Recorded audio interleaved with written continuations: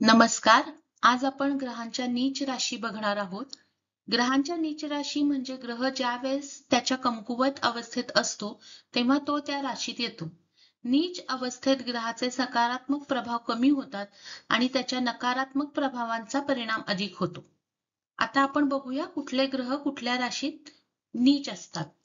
तर सूर्य हा तूळ राशीत नीच असतो. त्याच्यामुळे कमजोरी, आत्मविश्वास कमी, स्वाभिमानावर परिणाम असे परिणाम बघायला मिळतात.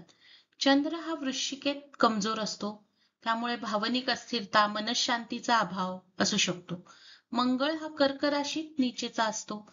त्यामुळे आत्मसंयम कमी, क्रोध, आक्रमकता वाढ होऊ शकते. बुध हा मीन राशीत नीचेचा असतो. गोंधळलेली विचार प्रक्रिया, संवादात अडथळे असू शकतात.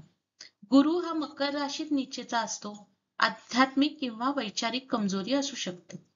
शुक्र हा कन्या राशीत नीचेचा असतो. सौंदर्य, प्रेम किंवा संबंधांमध्ये समस्या येऊ शकतात. शनी हा मेष राशीत कमजोर असतो. कर्तव्य भावनेत अडथळे, संयम कमी असू शकतो. राहू हा धनु राशीत नीचेचा असतो आणि केतू हा मिथुन राशीत नीचेचा असतो.